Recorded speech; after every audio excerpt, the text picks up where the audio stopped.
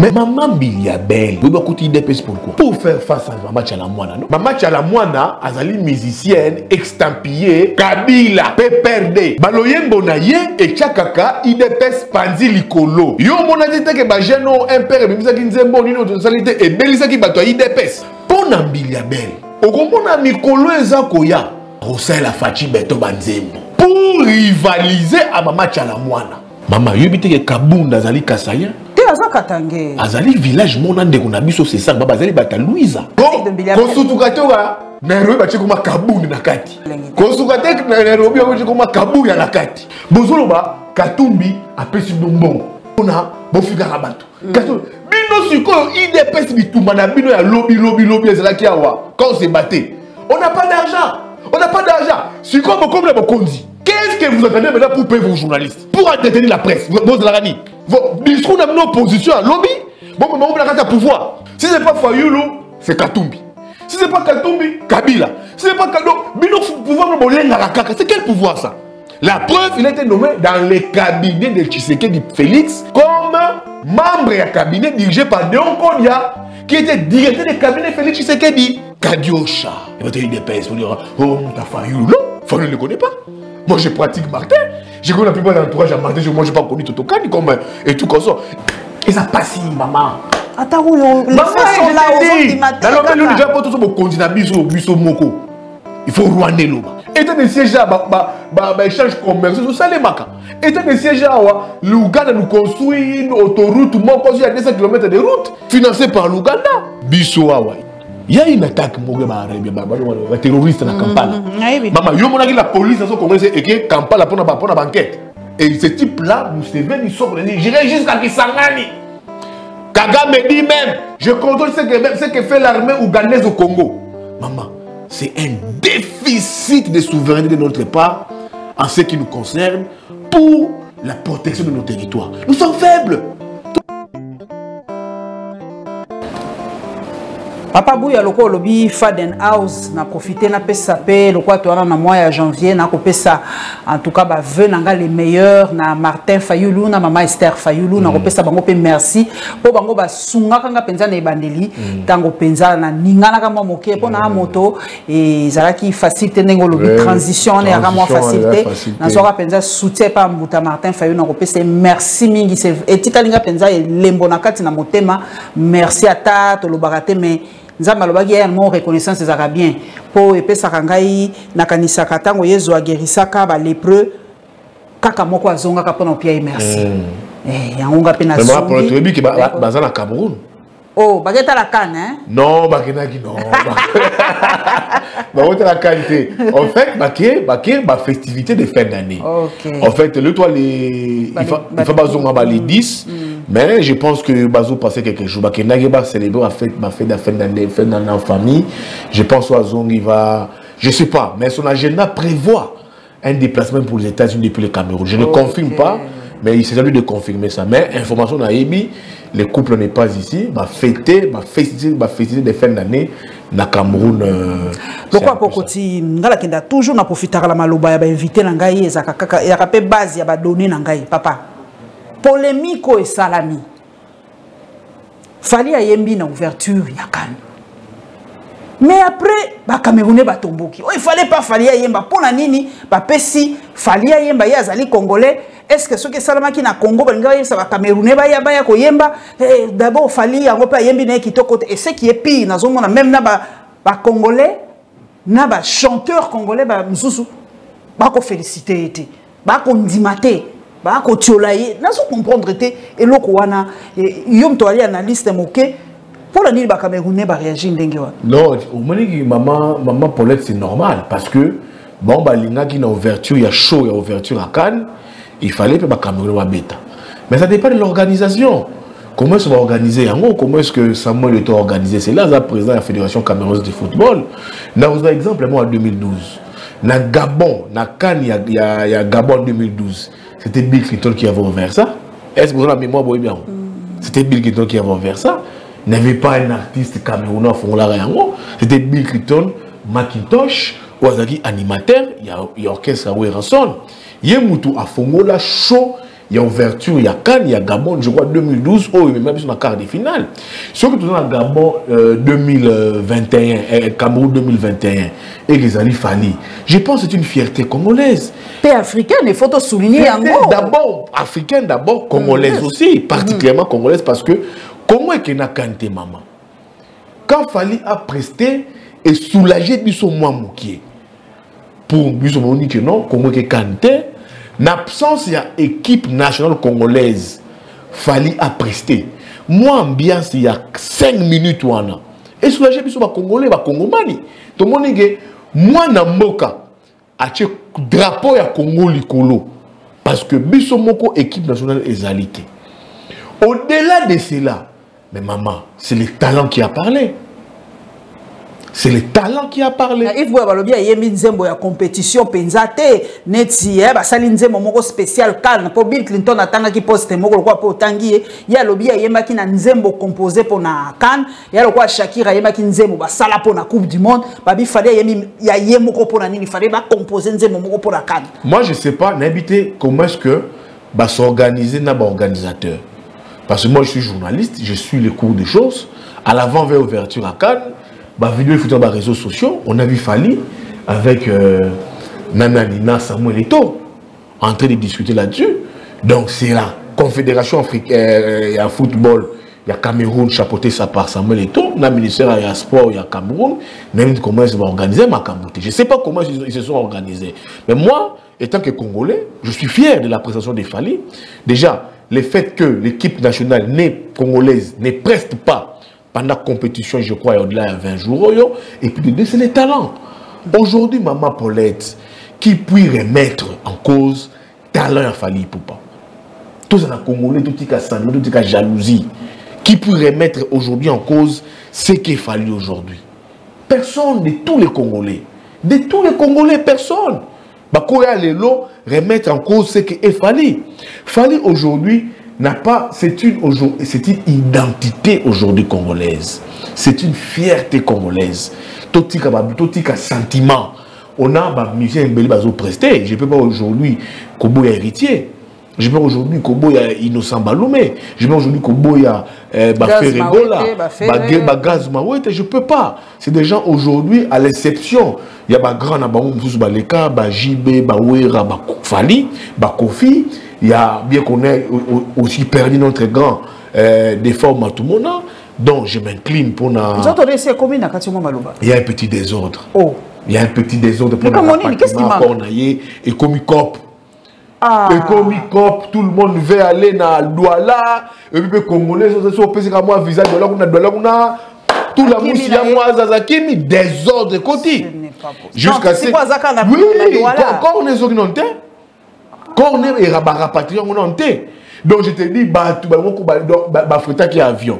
Avion, je te dis, combien surnom pour la Douala. Pour la Kaka, Douala ya Pamba. Et bien, quand on a Douala, on a au Batami, on a kata, ok, n'est pas tout. Il y a un gouvernement, je pense par la trimise du Premier ministre, c'est ce que j'ai parlé avec le ministre de l'Intérieur intérim Modéron Timba, lobby comme mesure basui. Alors, ça là, intérim, il y a un collègue de la culture, Modéron Timba, à lobby, basui d'abord, basui, mesure, des mesures drastiques d'ailleurs, avion et au Kendawa, peut-être avec ma membre à famille, sans délégation. Et Keikuna, avec 2-3 personnes dans le gouvernement, Douala, je pense, basui Kornae, Bazongi Siango. C'est un avion affrété qui sera aller-retour. Kinshasa, Douala, aller-retour, et lui, nous autres, et même on a quand à Kinshasa, on a mort, et puis le gouvernement est discuté dans la famille pour la faisabilité, il y a enterrement, il y a matang et tout consomme bien, la famille, c'est que les DIRCAB, il y a ministre à l'Obélinga, les DIRCAB, Jésus dans l'échec à l'Obélinga, dans l'entretemps pour organiser des obsèques, il y a un enveloppe de $10 000 pour la famille et organiser des obsèques. Ils vont voir comment est-ce que pour rajouter une seconde enveloppe pour la famille et tenir. Mais le vrai problème, c'est le désordre pour le rapatriement encore. Il y a des fois où il y a commis désordre mon corps. J'espère que d'ici l'émission, j'espère que vraiment d'autres condos d'efforts, j'espère que vous avez en principe, je te dis, c'est le désordre. Désordre sur tous les plans. La délégation, il y avait une délégation qui partait déjà à l'aéroport. Il y avait une délégation qui était déjà en partance, qui partait déjà à l'aéroport. Comme quand on a Njili, avion qui était affrété quelque chose de Douala, Bazongi. Donc tout le monde veut aller à Douala. C'est quel pays ça? C'est quel pays? Donc le pays, le Douala, Kigali, Congolais, nous sommes Mboka. Bon, je comprends en fait les Congolais, ils ont misé dans la Mboka. Quand le président de la République, au lieu de susciter espoir, Azobaja, Moressi et Koufa Nango. Un président de la République suscite de l'espoir. Kabila Alobarabiso, nous sommes en difficulté. Mais on va nous battre. Un président de la République, c'est lui qui suscite de l'espoir. Malgré ma difficulté à Mboka, malgré ma peine, Oyo, ma compatriote, Bazalina Yango. Ceux qui sont premier président, premier citoyen de la République, Mboka est Koufa Yango déjà. So biso to subisaka pasi tous les jours. Moniololo ya l'État tous les jours. L'État moyini a peuple tous les jours. To vivre en avampio dit tous les jours. Il faut disparaître. On doit cesser d'exister. Mboka na sous mboka te. Mboka za okufa maman Paulette. On voit ici les nouveaux riches. Qui sont-ils? Bah on sombi appartement na Turquie. Oui, on a John Lungi la lobeleka. John Lungi la comme un cheval entre Kinshasa, Turquie, Istanbul. Appartement Sikawana. Ezali Batoyo, les nouveaux riches à la République, qui sont comptés à la présence de la République. Ba chaussures à Sika, ba restaurant à Sika, à Sika. Ba montre à Sika, ba costume à Sika.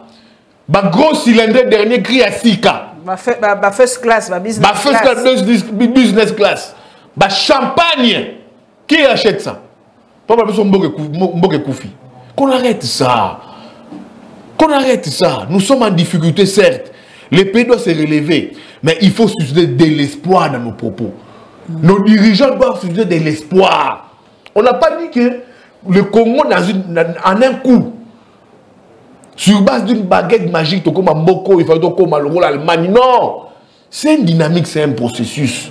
Nous sommes en difficulté, mais il faut susciter de l'espoir dans nos propos, surtout en tant que dirigeants. Dans la Congomanie, que nous sommes en difficulté.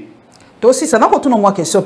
Mais Tokokoma, Tokokende, Tokolonga. Papa Yves Bouya, tout le monde est bien à côté na UDPS. Bah, il y a bien pensé avec honneur, nios sur le coup, nios. Bato balobi ba pour na ba contre bazanga kate ezali démocratie bato balobi ezali bien asali carrière musicale na ye rien ne l'empêche lelo azala pe na posa ya ko postuler lokola député national ezali envie ya motonios banso balobi te moko pola nini bato nyonso kaka ba ko tika misala na bango ba ko sala po ba koma kaka ba député na ko tuna yo na ebite soki pe buya azape na ba posa ko sape député na 2023 to yebite donc koza la député zali suka ya carrière ya moto osali nde yo ko suki sawana mais maman yebite ki no soki maman Mbiliabe la décider na parti politique ezali choix na ye ezanga ils vont la même matin na choix parti politique na ezali légitime na bible on ça va na côté parti politique na peut-être na postuler toi ba congolais ba ko peut ça biso ezali ba chubali c'est très légitime mais maman Mbiliabe vous ba côté DPS pourquoi pour faire face à maman Tchalamwana non oh ah, papa mais il y a Tchalamwana bali ba camarade ba comprendre koto yo maman Tchalamwana azali musicienne extampillée Kabila PPRD FCC baloyembo na ye et tchakaka IDPS panzi likolo yo mona dit que ba jeno impère bimisa ki nzembo nino to salite e belisa ki bato IDPS beke kabunda lobi et soit ki bango na mitema et soit ki bango kabunda lobi ote to za ko tout près to ko na studio et soit ki bango ba moni siko biso pe côté ya pouvoir il faut to créer pe mutu na biso yembela ka fachi beton fachi beton nous mona ki maman Mbiliabe akena bureau ya Jean-Marc Kabunda na mona ki pe na bureau ya Kabunda te kabundu te kabundi akabundi. Oh, ça na voyé na suka. Oh. Maman, yobite ke kabunda azali Kasaïen. Te aza Katangé. Azali village mona ndeko na biso c'est ça baba azali bata Louisa. Achaka kabund akabund parce que tu sais que dit aboluka secrétaire général moko ya Kasai ya Katanga. Et noko na ye Victor Wakwenda. Ayeli kop wana. Alobeli président azoluka CG moko il faut ta Katanga. Yoza muta Louisa, ozali Kasaïen. Comme on a kabundi akabundi. A falsifié kombo na ye. A che kab alwa voyer loana. Les deux y a soukana. A longoli yango wakati yango. A che kabund akabund. Et bien le roi round hein. A milo la round. Mais azane muta Louisa. Ngane bango ndenge nini. Tane recouvrir procès na ye contre Chiba na parquet Matetao. Quand on dit Kaboun, présentez-vous. Félix Azalaki. Nani, Augustin Kabou, Azalaki, il est peut-être un journaliste, non c'est le reportage. Abi, je suis originaire de Louisa. La carte de lecteur naïe, tant la déclaré d'identité naïe. Mais c'est un papier, un article, dans le cas de la Congo News. Et Bima, il est de Louisa. Qui ne le sait pas. Donc, là je ferme la parenthèse. Pour Nambilia Belle, au moment où Mikolo Ezakoya a reçu la Fachi Beto Banzembo pour rivaliser à Mama Chalamwana. Oyo abima déjà Moutou ya Kabila, Moutou ya PPRD, Moutou ya FCC. A ça déjà choix naïe. C'est légitime dans la vie. D'où Moni, Maman Mbilia Belle paix à côté de l'IDPS. A kena IDPS pour na paix ayemba pe banzimo ba beyanga ayemba ba Kaboun ba Nairobi. C'est quoi ça comme ça. On se dit pas.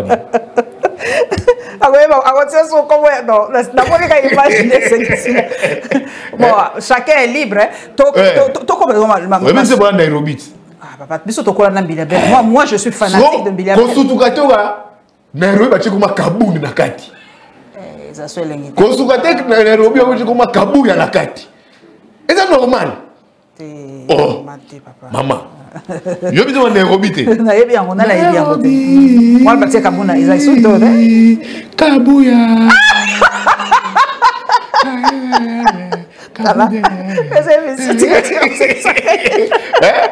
Bazala posa ba vivre, bazala pe batou, maman. Voilà ce que donne le pouvoir. Voilà ngaïté, voilà Moubewa. Namoué la lodge.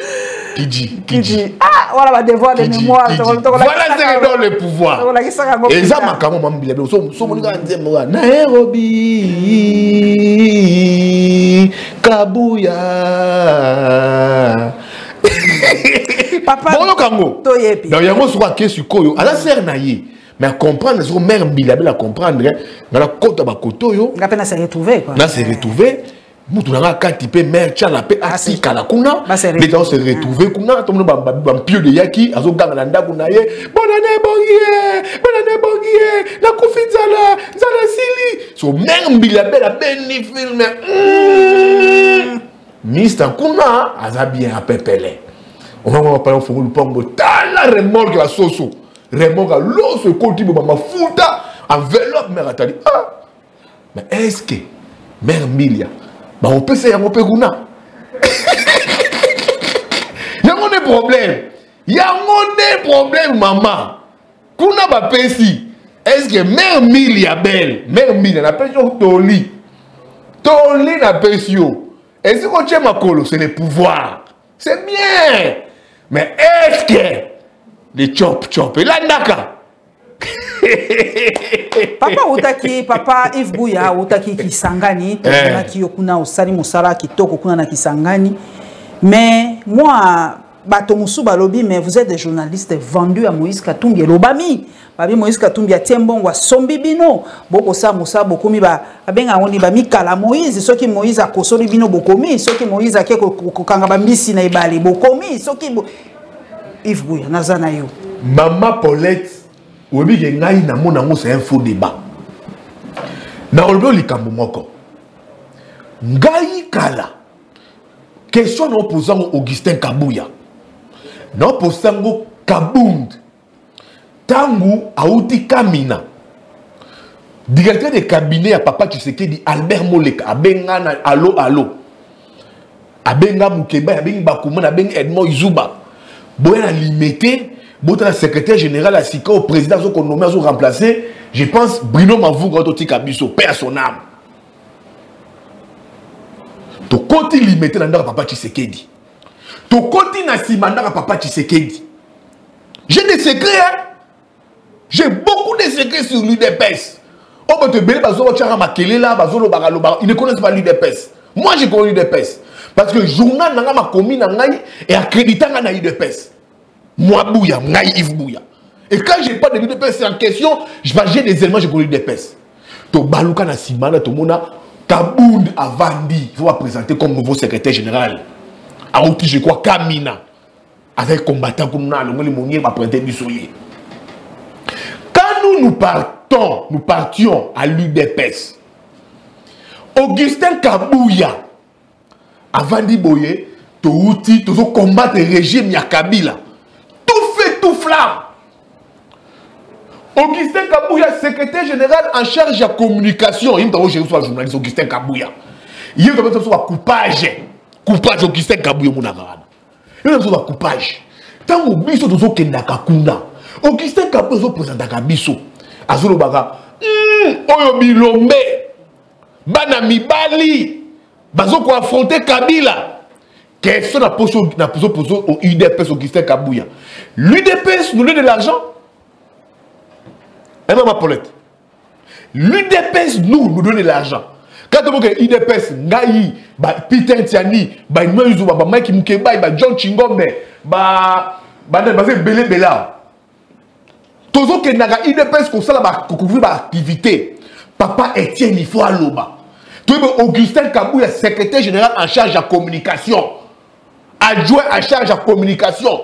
Azo président Arabiso. Et bien moi tu m'as qu'il beaucoup de journalistes Bazo la Félix à Bafaki Wapi. Mais c'est avec Kabila. Beaucoup de gens qui là. Maman, je vais faire un livre. Hein. Je vais faire un livre sur l'UDPS.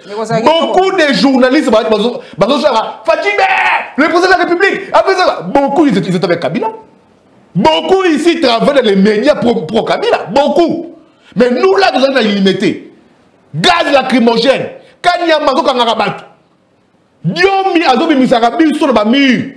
Ton prestation, c'est pas Papa Tshisekedi. Ton compte à la carte a mis tout cas. Babomba biso babomba biso. Le vieux Claude Kamanga Koufa en sait quelque chose. Où étaient toutes ces personnes-là?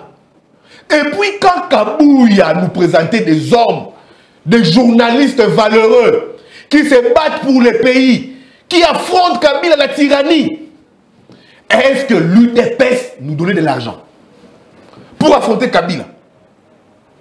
C'était de la conviction. C'était de la conviction. Et cette conviction, jusqu'à présent, Mabouya, je les porte. Mais c'est grave. C'est combien de voyages que moi je vais faire Katumbi? J'ai plus de 10 voyages, depuis le gouverneur. Je pars faire mon travail. Partout on m'appelle pour mon travail, je pars faire mon travail. Moi, Bouya, partout, je pars faire mon travail. J'ai été à Kinakati, faire mon travail. Madame Denise m'a reçu plus de 3 fois, faire mon travail. Partout on m'appelle. Quiconque m'appellera, j'irai faire mon travail. Les gens qui disent ça, des petits gens, Matami Keboy. Bozoloba, Katumbi, appelle sur Nombon. Pona, Bofiga Rabato. Bino Suko, IDPS Bitumana, Bino ya lobby, quand on s'est battu. On n'a pas d'argent. On n'a pas d'argent. Suko, comme la Bokondi. Qu'est-ce que vous attendez maintenant pour payer vos journalistes? Pour entretenir la presse, vos Larani. Vos discours dans nos oppositions à lobby. Bon, on a un pouvoir. Hier, Augustin Kabouya nous disait, c'était la lutte. Augustin Kabouya, c'est la lutte. Yves, c'est la lutte. Battons-nous pour le pays. Ça va marcher. C'est le combat. C'est pour le pays. Augustin Kabouya. Bah, vous voyez combien? bah 10 000 francs. On prenait l'argent, tout ça à ta poche, maman, on soit transport. Donc, rédaction, tout ça, les papiers, j'aurais bémi. À ce jour, ah, Leki, merci, mon salaki, toko, et ça, bitou mamboka, lobby, et Simba. Bon, ça, le pouvoir, le problème, la rati, pourquoi l'UDPS n'arrive pas aujourd'hui? Oh, Katumbi, oh, Mouté, était la pension bombe, Bino Boisson a pouvoir, discours exalté. Félix Tshisekedi a sous ses pieds toutes les richesses du Congo. L'UDPS a sous ses pieds toutes les richesses du Congo. Mais pourquoi on les a toujours en combat battre? Président lobby pilotage ya malamoté, président lobby ozomon la comportement va conseiller naie, président lobby FCC za ko bloquer, président so pesa ba raison pour na nini zo ko marcher te ive buya. Maman, omoni ngai, maman Paulette, ngai va na Moussa nanga. Moussa lo na kina mon classe na tangilango. Je n'ai que ce travail. Au-delà de mes convictions que je soutiens, il y a la conviction, il y a la Mouka, il y a Martin Fayulu Madidi. J'ai mes convictions tant que si il y a élection, j'irai voter une personne. C'est comme en 2010, j'ai voté Martin Fayulu Madidi. Et en 2023, candidat à l'élection offre politique, moi je les voterai. Moi je les voterai. Et ça la seule offre politique à Félix César Léchant. Je les voterai. Et il a fallu la musique tout, mais elle a la offre politique aussi pour la population. En 2023, c'est ce que j'ai fait. En 2023, j'ai voté Martin Fayulu. Mon travail à moi, pardon, on m'appellera. Moi, je suis dans l'équipe de Vandia, je suis dans la Copni. Je suis dans la Copni. Tu as étudié pour ça. Tu lèves tes affaires avec Moussa, au Salak. On te paye pour ça. Si tu es Moutou Sukoyo, à Benginga na Moussa Nangaï, à valoriser un métier Nangaï. Je comprends l'UDPS pourquoi ils ont peur. Parce qu'ils n'aiment pas valoriser les métiers des gens, des autres. So nga ya Moussa Nanga, na bonga ba na Moussa Nanga, na taxa ba na Moussa Nanga, na ibarati. L'argent ça n'a cotaté. Maman ben n'a cotaté. Mais mon travail, quand quelqu'un me paye mes billets, il me loge, il y a des bonnes conditions. J'ai fait mon travail, je me limite là. Je ne suis pas l'arbin, moi, de Katumbi. Je ne suis pas l'arbin de Fayulu. Je ne suis pas l'arbin de Mouzito. Encore moins de Bemba de Kamere, non. De Denise de Olive, non. De Kabila, non. J'ai fait mon travail étant que journaliste. Mais même si je suis place Nini au Kolo. Parce que, toi, Chintu, Machamou Meno. Il faut faire très attention. Très attention. Donc, maman très réservé. Mais Moutoutou, à je ferai mon travail. Si Katumbi m'appelle pour mon travail, j'étais à Kisangani. Je le dirai plus de 1000 fois. Je fais mon travail. Katumbi a son parti politique ensemble. À l'objet de non, il y a une union sacrée. À continuer combat, il y a une union sacrée. Dans une banquette, l'ambassade, moi je voulais que comme acteur politique, il devait prendre ses responsabilités. À l'union sacrée. Mais la nuit, il reste là. Il va mener un combat à l'interne. Dans une union sacrée, l'ambassade de Tikakuna, 2023, l'argent sera donné à tout le monde. À Fayulu, à Mouzito, à Bemba, à Katunga, à tout le monde. On compétit. C'est le peuple qui va décider. Gase Moussa Razongi. Oblangay, Okomi, Moukala Katumbi. N'a le fond chaque jour, il y a Katumbi. Pourquoi est-ce que Kadino il dépêche Katumbi vous fait peur? Pourquoi Katumbi vous fait peur? Non, Bino a un pouvoir des personnes non tremblotantes. Si ce n'est pas Fayulu, c'est Katumbi. Si ce n'est pas Katumbi, Kabila. Si ce n'est pas Kado, Bino pouvoir c'est quel pouvoir ça? Vous avez maintenant tout, vous avez l'argent, vous avez les pouvoirs. Vous avez 12 000 $, vous avez rage à Istanbul, vous avez un gros cylindre, un costume, un montre à chien. Pourquoi vous voulez la toujours? Vos journalistes à vous, pourquoi vous allez la toujours?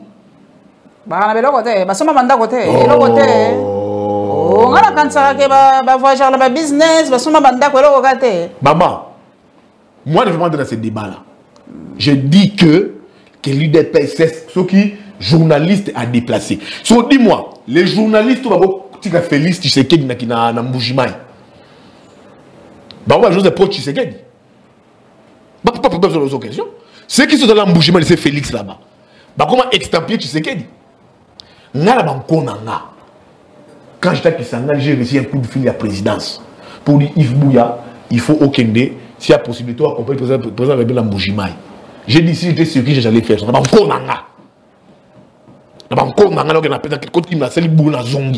pour dire que je n'appartiens à personne. Donc si vous êtes faible d'esprit, vous avez entendu batouté, arrêtez de tuer les gens. Si vous avez un bloc à journaliste, un communicant. Bon, un communicant la biso. C'est les responsables, c'est les pères des familles. Leur mobilité pose déjà problème. Ça pose problème. So, à quoi bon ça la bino? Bon, moi, Martin Fayulu. Mais chez Martin, il n'y a pas d'argent. Chez Martin, c'est la conviction politique. Chez Martin, il n'y a pas d'argent.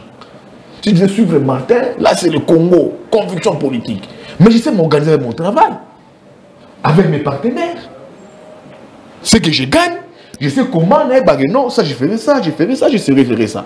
Donc, pour moi, partout, je peux aller à 20 000 fois chez Katumbi. Je m'en fous des qualificatifs. Okay. Même 100 000 fois, je m'en fous des qualificatifs. Si que c'est pour mon travail, je vais les faire. Papa Yves Bouya. Basé là que Bina, soit Yo, soit Tiani, soit équipe Moussous, Mande, Chikadima, Wemba, Izodia, tous les Master Moussous, ça va bien. Tous les partis politiques. Joue à mon anga, soit tout le moment pour être commis, pour être qui monte tout, la désert la politique, au sein de la dernière partie politique. Jugez-nous comme des politiques. M'accueillir comme politique, soit mon gars Yves Québec, je vais contrôler mes faits et gestes. Mais partout le monde on m'appellera pour mon travail, j'irai faire mon travail calmement. Mais sauf caca, dans le Bélio, 3 maïels. Et qu'est-ce que commis fait l'homme? Ok, papa. Yo, on a posé ça, on a boulot na yo. Comme journaliste, c'est la bonne foi, c'est la volonté. Mais à quelle place moi boye? Bah créer des arts, bah créer le problème. Des arts, problème. Bah quoi attaquer yo? Bah quoi bêta yo? Bah au moment où on a moi au moni moi comme ben ne commis trop retranchement bah ben yo lobby sur un kekuna mais on a pas ça. Voilà volonté la boulot na yo. C'est le travail, je sais que c'est le seul travail que tu sais faire au monde. Autant que là, ma part, ma foutre là au chic. C'est ton seul travail. Tu veux bien, mon tali. Sur laquelle vraiment, je vais bien. Au coup de la moutou, mon robot qui aura des arts. Ah, après, c'est ni papa Bouya, mon conseiller, tu as moi signature, moi l'inzaka. Mais moi, si mon kazawa na, comme on est Kimingai, bazo ndima penza. Il était pour la nuit. Oh bah où tu connais Mexico na Sénégal. En tout cas bah lui comme il peut complet bureau mon macamio se saigner. Les problèmes zali hein. Point ni oya moi si on les a posé problème les noms, c'est les noms qui posent problème. C'est simplement le nom. Ouais, le nom. Nous devons arrêter de tribaliser les pays. Les pays se tribalisent. Toujours ces cas, mais les pays, moi je n'aime pas les tribalistes. Maman Paulette, on va dans la boue, on va depuis quand? On va ta province là. Ça pas ta priorité pour l'Angleterre. Je me sens congolais. Pur congolais. Tu vois, moi, pour la moi, je suis né Congo. Ah, vous avez né Congo? Je suis 100% né Congo. Non! Non, moi je suis né Congo. Ah, ok. Ma mère est du bas fleuve. Ah, ok. Mon père est de Mbanzangoum. Cataracte. Okay. Tu comprends? Oui. Mais est-ce qu'on a blanc Maramao?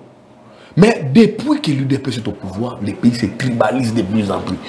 Toutes les instances Yamboka, ça pose problème. Ça pose problème de Nikadima. Cour constitutionnelle. Bas juge. Geneviève pas tellement ouais, Geneviève maman, je te dis, au-delà, il y a tribalisation. Yamboka. Le fond pose problème. Le fond, on avait des problèmes avec Denis Kadima ici. Albert Moleka, le directeur des cabinets de Tchétché de Blaise Bissoni, que Denis Kadima a été membre de l'IDPS Afrique du Sud. Oh, monsieur Martin Fayulu, il y a des attendants qui connaissent. On veut dire que Denis Kadima déjà membre. Albert Moleka n'est pas n'importe qui. Moi, j'ai pratiqué les vies Albert. Albert Moleka. c'est quelqu'un de pondéré, modéré, tu sais que c'est un homme comme lieutenant. Intègre droit.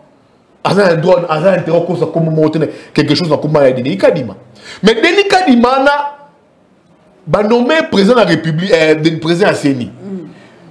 Une personnalité controversée à la tête de Séni. Lui, à son tour, vient nommer le type ici, le Djiken Totokani. Oh, bah, ça va, Martin, Totokani. Le Djiken Totokani. Oui, pour le Djiken. On va voir dans Facebook. Azo penché. Mouniere. A penché, boy. Totokani. Bah, nommé secrétaire général, secrétaire exécutif, il y a Séni. Un proche de Tshisekedi.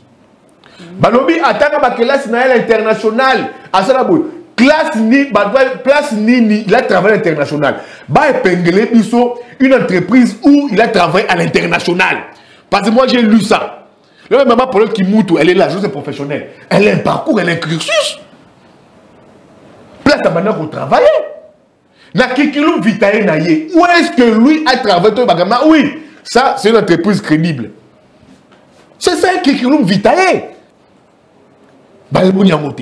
Il a travaillé dans l'élection de quel pays? Bien monté. Il a travaillé dans le ministère de Congo. Même dans le Congo, et pendant le ministère de sa chance, c'est d'être proche de Tshisekedi. Proche de Tshisekedi, oui. Il y a un proche de Martin Fayulu. Mais Totokani Mabou qui dit qu'il a défendu l'élection de Tshisekedi dans RFI.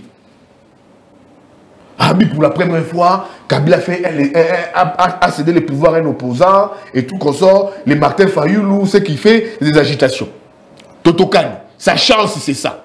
Le deuxième Martin Fayulu, moi je vous dis la vérité. Oui, mais comment Totokani, comment la dernière opposition? C'est l'ONG Aprodec, qui est une ONG très proche de l'UDPS.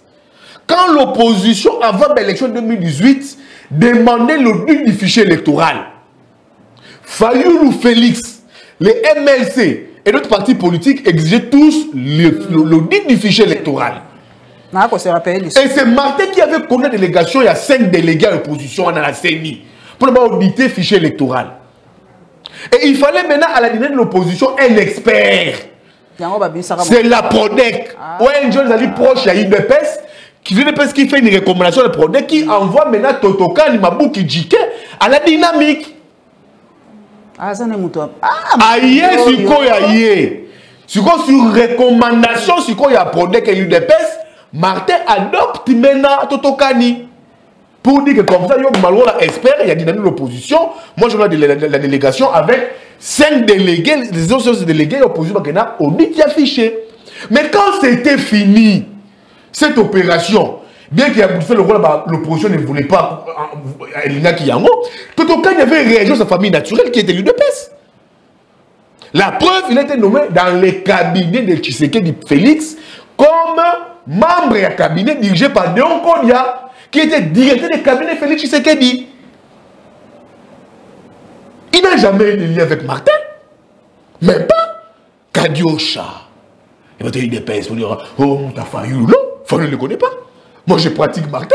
J'ai connu la plupart de l'entourage à Martin. Moi, je n'ai pas connu Totokani et tout comme ça. Ils ont un peu des histoires vraies. Les réunions se tenaient dans le siège décidé sur enseignement. Bien qu'il y ait décidé comme dans le siège mort à $1 million sur Triomphal. Mais les réunions, on est délégué opposition. Ça se sur enseignement. C'est sur recommandation. Il y a une épaisse. Que l'ONG Aprodec qui travaille sur l'audit du fichier électoral a recommandé Totokani. Et sur cette recommandation, Martin, qui était patron de dynamique, qui est toujours patron de l'opposition, a transformé la dynamique de l'opposition en dynamique de la vérité des urnes, qui a maintenant accepté qu'il envoie comme un expert. Mon tour na souka na est de la République, moi, sans Wamalam, ouais, c'est biso bakangi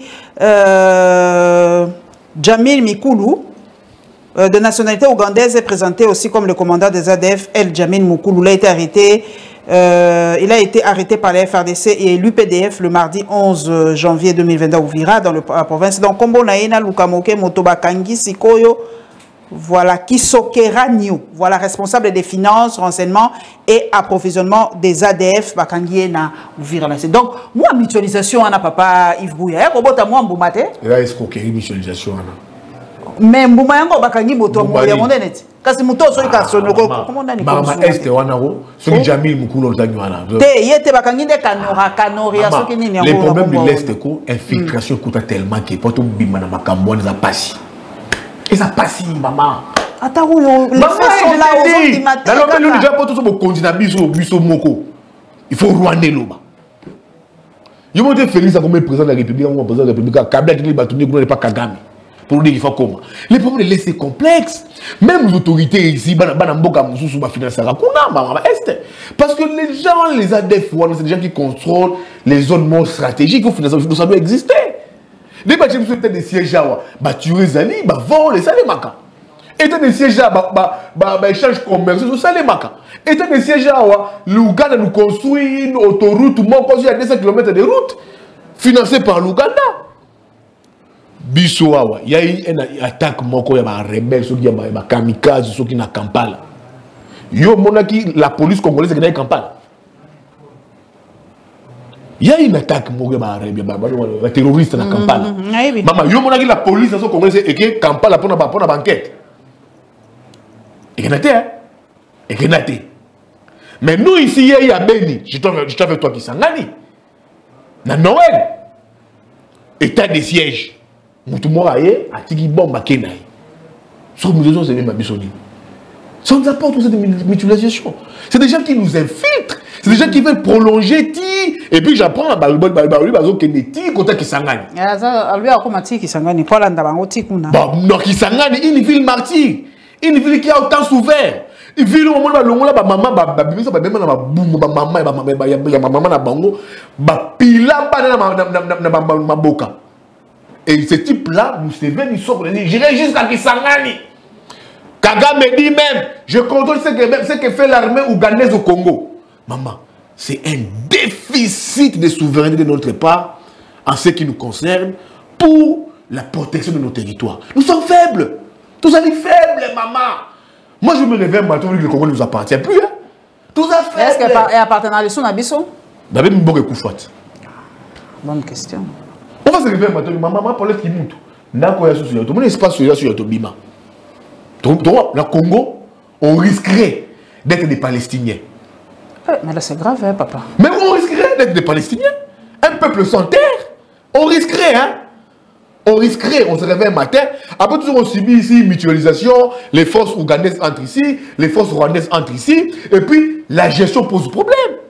Ils entrent avec quel armement tout éviter, les temps qu'ils feront tout éviter, les buts tout éviter, c'est un secret caché. Or, il faut qu'on a révolution, ils sont venus faire quoi? Ce n'est pas des secrets d'état défense. Maman Paulette, la mémoire collective va s'en monter. Quand tu vas en Israël ou en Palestine, la question israélo-palestinienne est une question de vie ou de mort. Bah, ça va monter. Un Palestinien pour lui, un Israélien, c'est un ennemi juré. C'est un ennemi juré, vice-versa. Si on a un massacre à Auschwitz, ça va de la mémoire collective, ça va monter. Mais nous au Congo, qu'est-ce qu'on fait de la mémoire collective? On efface ça. On efface ça. Les Rwandais entrent ici, les gens qui nous ont tués, on les accepte calmement. Les Ougandais qui ont tué nos soeurs, nos mères, nos frères, et pilé nos frères, nos petits frères, nos enfants, on négocie avec nos bourreaux. Les génocides congolais ont fait plus de 16 millions de morts. Les génocides rwandais n'ont fait que 2 millions de morts. Mais les génocides rwandais reconnus. On a nos autorités à nous qui arrivent à Kigali, qui vont dans Wapi. On a ma place pour dans le mémorial de génocide pour signer ces mémorials-là. Mais quand est-ce qu'on verra une autorité rwandaise, soit ougandaise, reconnaître ne serait-ce que ces crimes? Combat oyo Mukwe Gazo mené. Négationniste pour Nabiso. Mais comment Mukwe Gazo mené? Mais on laisse des gens, des militaires entrer, ça va promener na bango, va contre l'Arabiso, va matière première Nabiso, et puis le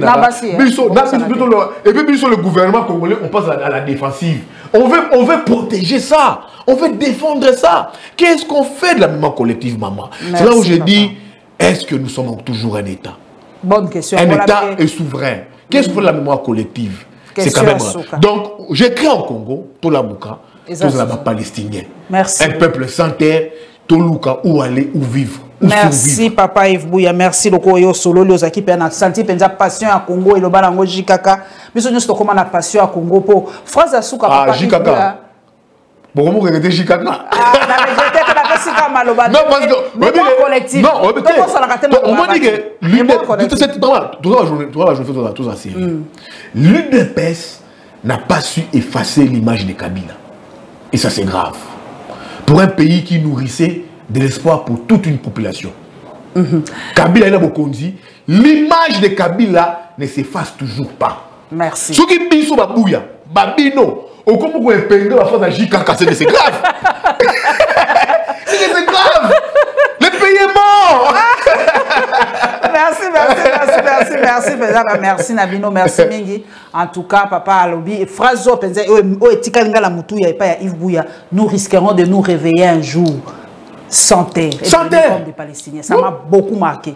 Merci Papa Yves Bolani. Merci maman. Sala qui toko pour Namboula. Oui, porte ça qu'on fout à la Lyon télévision officielle. Ça qu'on fout à Bobo. Ça n'a pas cliquer na cloche et notification.